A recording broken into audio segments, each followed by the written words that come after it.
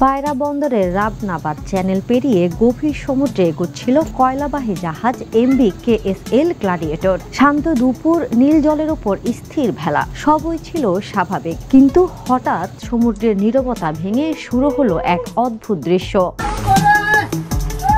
জাহাজের দুপাশ দিয়ে ছোট ছোট ইলিশের ঝাঁক আতঙ্কে ছুটে এসে একের পর এক লাফাতে লাফাতে উঠে পড়তে লাগলো ডেকে। নাবিকরা এই দৃশ্য দেখে হতভম্ব হয়ে যায়। মুহূর্তেই টিনের ডেকে রূপালী মাছের ঝিলিক। মাত্র কয়েক মিনিটে হাত দিয়ে কুড়িয়ে জমে গেল প্রায় ৩ মণ ইলিশ। অনেক মাছ আবার লাফিয়ে ফিরে গেল সাগরে।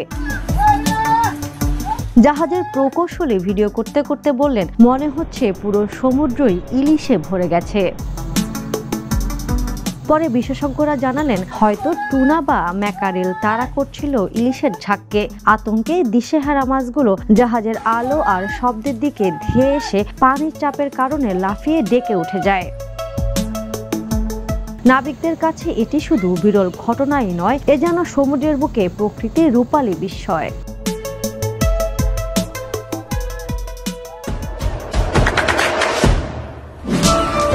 দেশে দেশে সবার সাথে দ্য নিউজ।